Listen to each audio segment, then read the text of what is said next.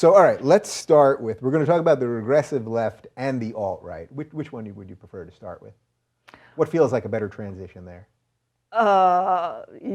You mean like would I like to start with the regressive left? Yeah, you want to go regressive left or alt-right first? Oh, let's do the alt-right. Okay, yeah, let's do the alt-right. So let's do the alt-right. Because actually Russia is a good kind of segue to the alt-right, because I think that a lot of people on the alt-right have this, Putin cult. Yeah, okay, so how would you just give me your absolute... And of course, a lot of them are, I think, are just Kremlin trolls, really. Right, well, there's a lot of trolls on the alt-right, we know that. Yeah. But what is your definition of the alt-right? What is the alt-right to you? Because I think nobody's defining it properly. Oh, that's actually so everyone uses it for their own purpose. Right. Well, it's difficult to define actually, because there probably isn't a single alt-right. It started maybe 5 or 6 years ago with a bunch of people on really obscure websites. And there are these different kind of factions of the alt-right, some of which, and I haven't really written about the whole neo-reactionary so-called phenomenon, which is really about kind of going back to pre-democracy political institutions. A lot of them are very pro-monarchy, which is kind of a non-starter in the United States. Right. Let's not tear up the whole system at once. Yeah. But I think today, what people usually refer to when they talk about the alt-right is its more kind of white nationalist segment, and I think that has primarily come to be associated with, especially with the Trump campaign, which. The alt-right has been kind of an affiliate of in a way. So correct me if I'm wrong, but my take on it has been that when people refer to the alt-right, they're referring to this white nationalist group of people and these neo-Nazis and that thing. My feeling about it, from what I've seen, just being online and talking to people and seeing what people send me and things, is that a huge percentage of the alt-right is just really disaffected people who love memes and they love shit posting and sending Nazi imagery to people and all this stuff, not because they're Nazis, but they're so frustrated with the system that they're just trying to get a reaction. Now, I'm not apologizing for them, and I don't like getting those things. I wouldn't stop them from doing it as long as they're not trying to physically harm anybody. But to me, the white nationalist subset of it obviously exists, but it actually strikes me as a small portion of a movement that really is just pissed at conservatives, that are pissed at the people on the right who didn't do the things they said they were going to do. They're pissed at the system. They're pissed at the media. I mean, a lot of the things that I actually do care about. Yet there is absolutely a truly xenophobic component to it that doesn't like black people, that doesn't like Muslims, gays, Jews, etc. Right. Do you think that's fair to say that there's some? Well, it's really difficult to estimate the percentages, because it's not a movement where you can do a poll and find out what percentage of people who are sort of affiliated with the alt-right online are actually just sort of disaffected conservatives or libertarians who, like memes and, like shit posting. Yeah. Or former liberals, by the way, too, that are pissed about political correctness. As opposed to, actual white nationalists or, even neo-Nazis. We don't even know how many people are actually involved, because a lot of them could be like one person with 30 handles. It could be like, what was that guy's name? Joshua Goldberg. Remember, this was the Jewish guy who had all these different identities, including a Nazi. He posted on Stormfront. I don't even know about this one. Yeah. Oh yeah, this is an amazing story. And he eventually got arrested. Sounds like a currency's in a South Park. I don't know if you're watching, but I know, yeah. No, but he eventually got arrested, I think, for trying to stage some kind of terrorist act. Like, he was talking to some radical Muslims online also, and I think he was trying to persuade them that he was a radical Muslim too. And so this guy was just trolling everybody. Yeah, so he was trolling everyone, but he had some personas that really were, that were alt-right. And so, we could be, dealing with You don't know, you never really know who you're dealing with. You could be dealing with a teenager who's, sitting in his parents' proverbial basement Right, and, right. and pretending to be like 10 or 15 different people on Twitter. So then what do you make of the supposed I think strength that, of it then? Like yeah, when Hillary calls out the alt-right, Yeah. are we talking about an actual political movement here, or? I think there is something of a political movement. I mean, we know that there are people, websites like VDare. Those are real people. Those are not, teenagers pretending to be somebody, while posting from their parents' basement. Yeah. Now, how much following do they actually have? Again, nobody knows, but I do think that there's a real movement there. I think that they are gaining a lot of visibility recently. And it's really difficult to even know how to deal with this because in a way, of course, by criticizing them, you people like them. me are giving them more visibility. Right. But at the same time, I do kind of feel that it is important to, and I really hate the word call out because it's been so thoroughly kind of appropriated and, Sure. Misused by the social justice people. But I do think that it's important to, point to this and say, yeah, this is really going on and this is not a good thing. And I think that there are young people who do kind of tend to get drawn in by this stuff for real. We have a lot of young people who are extremely uneducated, and I think that is a problem with the educational system.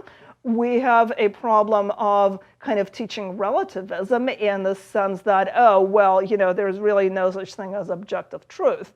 And I think there are people who have been saying for a long time, this kind of mindset eventually leads to embracing Holocaust denial because, hey, who's to say what really happened? If if truth is really, historical truth is really only just a matter of who gets to control the narrative, Right, this is a big problem because then it's whoever yells at us. I mean, just yesterday, did you see this guy at the Trump rally screaming about Holocaust denial? And it's like, I didn't retweet it because I don't want to amplify these crazy people. Yeah. And yet at the same point, they've suddenly found a voice through Trump. Yeah. And I don't think he's a Holocaust denier, but what is the connection to Trump in this? I guess is my real Well, I question. think the connection to Trump is that because of his rhetoric on immigration and not even his specific positions so much as just the kind of level of vehemence and comments like, and I mean, it's true that he didn't say all Mexican illegal immigrants were rapists, but like the whole, these Mexican, Mexico is sending us these rapists, kind of stuff. I think it did send a message to a lot of people on the kind of genuinely xenophobic, parts of the alt-right that, hey, this is a guy who thinks the way we do. And I think Ann Coulter is kind of a conduit there too, because she's actually engaged for years in some extremely kind of nasty rhetoric targeting all sorts of different people, and including immigrants. And she has an open invitation to come on the show, by the way. Oh, okay.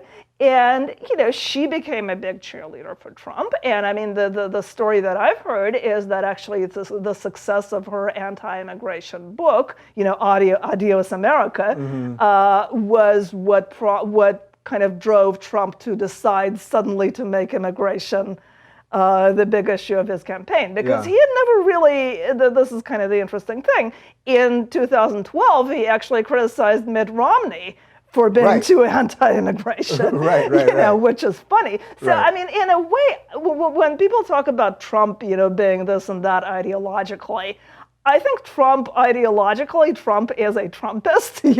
I agree. He is interested in his own advancement, and that's about it. So that doesn't make him not dangerous, because an egomaniac who is very close to being president of, well, I don't know how close right now. Yeah. I think if either one of them wins, we have an egomaniac in the White House. Well, but to the Trump point, I agree. I think he's out for his own. We don't know I don't think we fully understand what his motivations are, which maybe all presidents have a degree of that. But what my I think my Hillary is a more fear- conventional egomaniac. Sure, absolutely. By political standards, Yeah. absolutely. My fear with the Trump thing is that it's not. I don't think he's a white nationalist or something like that. No, but he's by any simply- estimation. yeah. But I think he's allowed for it to suddenly become it's sort of okay. Right, Now, look, right. and I like you. I'm a Right. free speech absolutist. So as long as these Yeah. people aren't calling to harm Oh, of anyone, course, I'm yeah, for yeah. letting them be out there, and I'm not for banning any of them. Just like I'm not for banning Milo from Twitter and all that kind of Right, stuff. right. But I fear at some level that we're normalizing a certain. Well, degree of that's hate. yeah. I think that is a problem, and I think, and that is really why I felt that it was important to address this. Yeah, and you've called them out, by the way. Yeah, and I really do have. I mean, I think Milo is a very smart guy who's done some great things, and criticizing and mocking the social justice warriors. I mean, I think it was a really, really big mistake for him to start essentially normalizing and legitimizing these kind of creepier segments of the alt-right. Right, And, but isn't the irony? Have you and, seen yeah. them turn on him lately? Because I've seen these websites that are now yeah. calling to Oh, of course. have Nazis show up and white Right, nationalists show up and at it's hard his to tell speeches and again how threaten much him. of that is theater. I mean, I don't know how many of these people again never actually get out of the basement. So Yeah, I would imagine sometimes but they tweet while walking. Sometimes probably, yeah. So yeah, I think a lot of what goes on with the alt-right is theater. I mean, I've gotten threatening tweets and messages from these people that I don't really take seriously. Yeah. I mean, it's, I think a lot of that is really just kind of showing off and kind of being assholes on Twitter, basically. Right. So but at the same time, when you have a lot of this very violent rhetoric going on, you never know when it's going to actually trickle down to the wrong person who actually decides to do something about it and not just send tweets and so on. So I'm not going to say that this is sort of not dangerous, because when you have a lot of this rhetoric that demonizes people, that calls for violence, I mean, there's a lot of rhetoric calling for retaliation against enemies of Trump. Yeah. And I've seen a lot of that. Right. I see it every day. All that kind of stuff. So I think that the rhetorical atmosphere, the rhetorical climate right now, is really bad. And of course, I'm not going to blame that entirely on the alt-right. This may be a good moment to segue to the regressive left. Okay, so that's exactly where I wanted to go with that, because the reason I've been somewhat sympathetic to whatever the alt-right is that I do see, and I'm not defending the white nationalists for the purpose of this, but for all of the people that are just shit posting and upsetting everybody and are sending memes all over the place and trying to be heard and all that. They're angry at the establishment, which I fully understand, and they're angry at political correctness. And who did that to them? It was the regressive left. It was the people on the left that silenced everybody with these false cries of racism and bigotry. Oh, yeah, sure, so they're a natural reaction, and that's why I've been somewhat tolerant of them. Yeah, well, it's also a kind of idiotic reaction, really, Sure, because I mean the argument, and I remember actually arguing about this with Milo, like back before he wrote those articles that were kind of defending the alt-right in a kind of serious way, when he was just kind of starting to kind of dabble in apologism for the alt-right. And he was basically saying, oh, well, you see what's really going on here is that they want to challenge these taboos. So, because the racist label is constantly being used to silence conservatives, they're actually trying to kind of make that stigma meaningless by actually, saying all this racist absurd crap. stuff, right? Well, it doesn't really work that way, I mean, first of all, by doing this, because I do think that, the vast majority of people, who are not social justice warriors, who are not the regressive left, nonetheless, quite rightly loathe and, detest genuine racism and bigotry. what you're doing by saying this crap is alienating people who could be your allies. Yeah. Because then they're going to look at you and say, oh well, these people really are racist creeps. So no thank you, we don't really want anything to do with them. So it's really a little bit like like if you're a black person who wants to, challenge negative stereotypes of blacks, you're not going to do that by, trying to embody those. It's a little bit like, although I suppose that you have some people in the, like the rap community who kind of do that, and that's stupid, and it's stupid when anti-PC people do it. It's but I totally agree that the left bears a lot of responsibility for the climate of the really, really bad and counterproductive rhetorical climate that we have. So how do we uncouple some of that from left? Because that's why I've spent so much time talking about this on the show, is that I want liberalism to be returned to logic and reason and not always demonizing everybody. How do we do that? And is it almost too late because we now see the other side gaining power, and it's only going to make them that much more scared, the people that are stuck in that way of thinking? Right. Well, I don't think it's too late. I don't think we're at the point yet. We're not in the Soviet Union. We're not at the point where you can, go to prison for wrong thing. Right, but you do see the underpinnings of that, right? But we do see the underpinnings of that.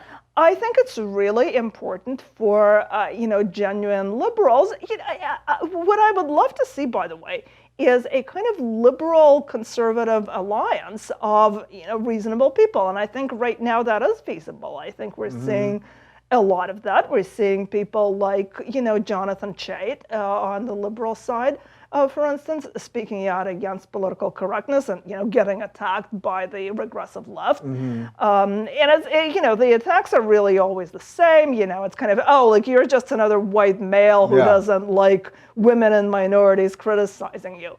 And, is there anything worse than a white male who doesn't think the way he's supposed to think? And it's ridiculous because actually, if you look at the article that Jonathan Chait got attacked for, he was not even talking about criticism directed at himself. He was actually talking mainly about women and minorities who were getting attacked in really nasty ways for being politically incorrect. He was talking about people like this Muslim student at the University of Michigan who got really badly harassed for, writing something that mocked political correctness. I think he had a bunch of really nasty leaflets dropped in front of the door of his apartment and stuff like that. So, it wasn't even just people tweeting nasty things and so on. It was really, in a way, kind of quasi-physical harassment. I think that there is a movement of both conservatives and liberals who are very, very ready to reject this and to kind of try to restore rationality. What I would love to see, by the way, and this is kind of my own personal dream, right now there isn't a single publication, I read a lot of publications online. I don't think there is a single publication that kind of consistently stands up for a non-sort of social justice, and I put the word social justice in quotation marks because it really is a kind of, what passes for social justice today is a kind of neo-totalitarian cult, really. It's obsessed with controlling words and thoughts. It's obsessed with identity politics. And it's obsessed with politicizing every single aspect of life. It's like when you look at, for instance, the discussions of culture, like movies, whether it's movies, video games, books, everything, in the progressive media like Vice, Verge, to some extent even the Daily Beast, which I've written for and which I think does. The Daily Beast is one of the few that isn't kind of completely co-opted by this and still publishes good stuff, but or stuff that doesn't fit that identity politics mode. Right. But a lot of that, all of the discussion of television, everything, it's completely in terms of, does this really reflect, the true diversity of the population, and do we have enough trans people in this? And right. Is this cultural appropriation? Or does this writer really have the right to talk about this ethnic group the way that he or she does? And it's all in terms of this ideology and identity, and it's ridiculous. So that and I think what I would love to see. So there's that, and there's the conservative media on the other hand. But there isn't a single publication that kind of consistently embraces a, kind of true liberal point of view. I mean, there are still some publications like The Atlantic, The Daily Beast, that have that point of view represented, but it coexists with a lot of the really hardcore kind of ideological neo-totalitarian, as I would call it, stuff. Yeah. And I think that coexistence very often tends to lead to the liberal viewpoint being pushed out. Because the social justice people, they're really not interested in dialogue. Right. They think that the opposing viewpoint is evil. They're fighting racists. Yeah. So, I mean, it's a little bit like, you can't really have a dialogue between Voltaire and Torquemada, Right. Yeah, so, it's going to end with Voltaire being burned at the stake. Of course. Right. And so I think what we really need, and I would love to see this, like something like the old New Republic, for instance. I mean, the New Republic is this, lamentable, shadow of its former self, where I don't know if you saw the other day, they had this really bizarre essay called "What Are White Writers For?" or something. And it contained this line, which I actually screenshotted and tweeted, that said something like, well, for the most part, white people have always been able to do everything they want to do. Really? Are you detached from reality? I mean, really? Seriously? And it's also like these people don't even realize how profoundly elitist that is, because it's like they think, and the guy who wrote this is a Yale grad, you know, so you think that your experience as a writer who went to Yale, because you're white, is identical to the experience of some white guy who lives in Kentucky and is out of a job, and who's going to vote for Trump, by the way, because you people keep telling him that, he's a racist because he is not happy with where he is in life. Right. And, so I think that, I think we really, really need more voices for this kind of liberalism that doesn't, both moderate conservatism, which I think has been largely edged out these days by the Rush Limbaughs and that crowd. There is very little of a traditional conservative movement. So I think National Review I think still has some really good kind of National Review commentary. Those publications have some really good kind of traditional conservative voices. But I think we really, really need more of that, and we need more liberal publications that consistently advance a liberal point of view. Yeah, I really like what you said about this new thing forming, because I've been sort of talking about it a little bit, and I've had a few guests that have mentioned it, and I've been saying for a while that it seems to me that defending my liberal values is now becoming a conservative position. Oh, I know. That doesn't make me feel good to say that. Yeah. But I think that shows that there's a bridge to be built here. I want to back up to something else that you said, which is that everything's being politicized these days. Right. Because yesterday I saw on Twitter, somebody tweeted that the lead actress in the show Blackish, which has double the ratings, I guess, of Tim Allen's newer show, not Home Improvement, but the one that's on now. And it said that he makes something like 20 times more than him. And what the implication was somehow that he, as a white man, is making more than this black woman. Now, I think that line in general is just, it's a misguided way of attacking. Yeah. But it was really, they were trying to sow some sort of social injustice. But really, Tim Allen is a massive star who I think, if I'm not mistaken, he's been around for many, many years. He's the only person ever to have a #1 movie, #1 book, and #1 sitcom all at the same week. All the same week. So this is a massive star who's reaping the benefits of being the headline guy in a sitcom. Hey, Oprah Winfrey, I'm sure, makes a lot more money than you do. Believe it or not, people aren't exactly sure how the YouTube CPMs work out, but yes, she does. And I'm a white guy. What does that prove? There you go. There you go. But that idea that everything is politicized, it's really dangerous, right? As someone that comes from a place absolutely. where everything was politicized. Absolutely. And it's really, really discouraging to me to see, especially a lot of the culture criticism, couched completely in these political terms. It's like, you can read a random review of some TV show, and suddenly you see a line along the lines of, well, of course, in the rape culture of modern American society, right. And you're like, women are systematically suppressed and cannot express their wishes freely, and so and it's like. It reminds me of how, when I was growing up in the Soviet Union, going back to that experience, I had these editions of, classics like Shakespeare in translation, and there was a kind of obligatory thing where virtually any publication of a classic had to have a foreword that had to have at least some passages that put it in the proper kind of Marxist context. So it was a trigger warning before trigger warning. Right. So, it's not quite a trigger warning so much as kind of an ideological framework that told you, what the correct way to read it was. So, for instance, Shakespeare's King Lear is really about the emergence of the bourgeoisie and its replacement of, the feudal family system and so on.